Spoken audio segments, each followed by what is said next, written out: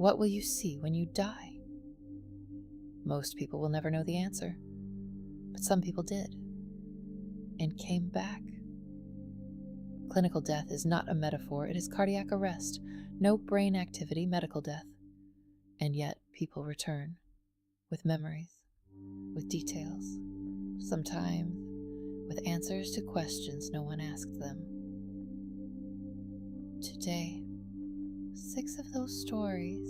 My name is Mariella. Welcome.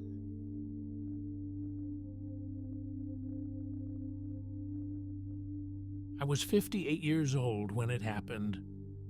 Massive heart attack, ambulance, operating room. I remember the doctors speaking to each other. Then I lost consciousness.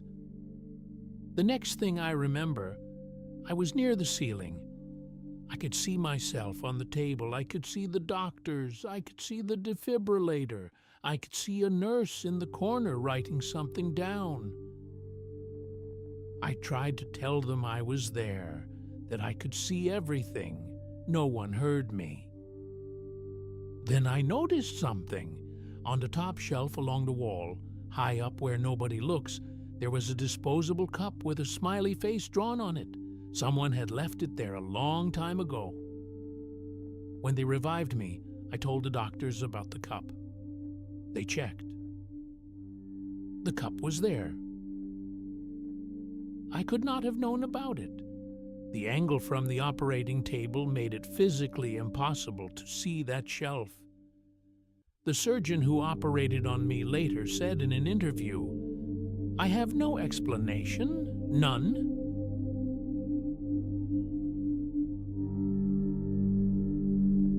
I was 34. Complications during childbirth. I lost too much blood. The doctors lost me for 3 minutes.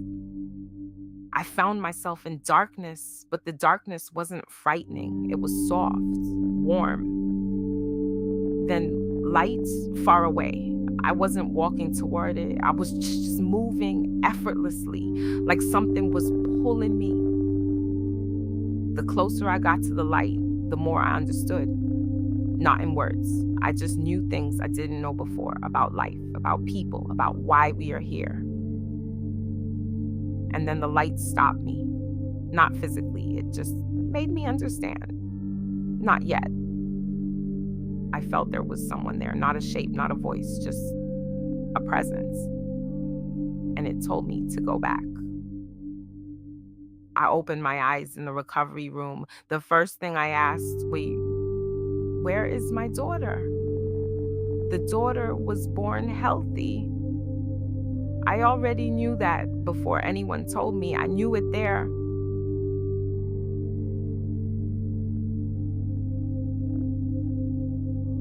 My father was killed in a car accident 2 months before I was born. I had never saw my father alive, only in photographs. At 41, cardiac arrest, 7 minutes of clinical death. I was in a space with no walls, no floor, just light all around, and there was a man. I didn't know him, but I knew who he was, immediately, without words. Dad. He didn't speak out loud, but I received everything I had wanted to know my whole life, that he loved my mother, that he knew about me, that he had been there.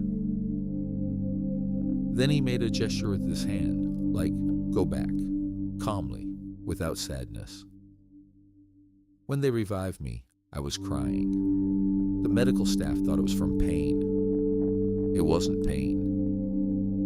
I was crying because I had finally met my father, and because I had to leave.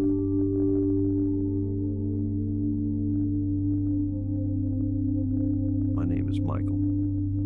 I had an accidental overdose when I was 26 years old. I could hear everything. I heard the doctor call the time of death 10:47 p.m. I heard the nurse begin filling out the paperwork. I heard someone leave the room. I couldn't see anything, just darkness. But my hearing was sharper than it had ever been in my life. I could hear a conversation through the wall. I could hear footsteps in the hallway.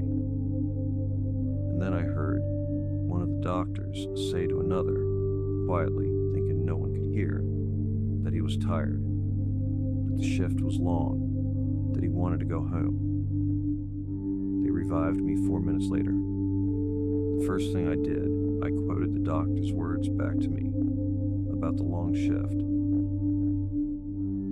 The doctor went pale, then asked, "How do you know that?"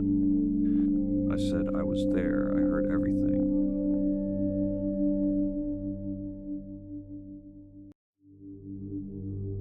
Let's pause, because before you hear two more stories, let's talk about what science actually knows about this. Around 10 to 20% of people who survive clinical death report experiences like these. They are called NDEs, near-death experiences. Research has been ongoing since the 1970s. Raymond Moody, Pim Van Lommel, Sam Parnia, serious scientists, not mystics. What have they found? First, the experience is remarkably consistent across people from different cultures, different countries, different religions. Light, a tunnel, meeting deceased relatives, a feeling of peace. Second, people who have been blind from birth describe visual experiences during NDEs for the first time in their lives. Third, and this is the hardest part for science, some people return with verifiable information they could not have known. A cup on a shelf, words spoken through a wall, objects in other rooms. What does science say about the explanation? Theory 1. The brain does not die instantly. Residual neuron activity may produce hallucinations. Theory 2. A release of DMT, dimethyltryptamine, a naturally occurring psychedelic produced by the brain at the moment of death. Theory 3, held by some serious researchers, is that consciousness is not produced by the brain. The brain is a receiver, not the source. Pim Van Lommel, a cardiologist, after 25 years of research wrote, "I am no longer certain that consciousness ends with the death of the brain." That is not a mystic. That is a cardiologist with 25 years of practice.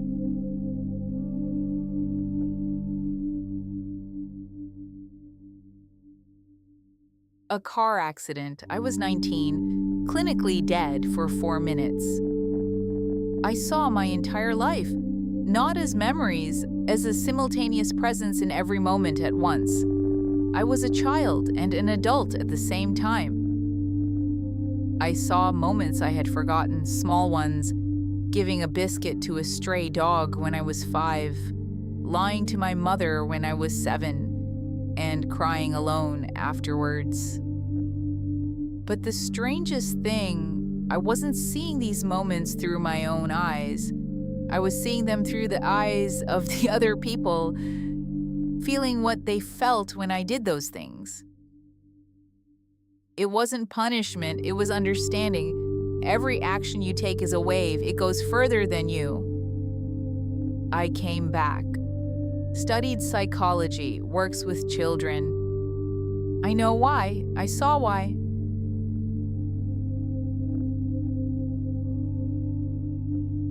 Sepsis, hospital, 5 days unconscious. It was good there.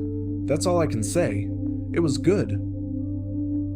Not euphoria, not ecstasy, just right. Like your whole life you've been slightly off, slightly misplaced, and suddenly exactly there, exactly right. When they were pulling me back, I resisted. I didn't want to go. I knew it was resuscitation. I knew they were bringing me back, and I was angry. Then I opened my eyes. My wife was holding my hand. My kids were standing there, and I cried. Not from joy at being back, from having to leave that place. 3 years have passed. I live normally. I work. I love my family. But every morning I wake up and I remember, and every morning I miss it a little.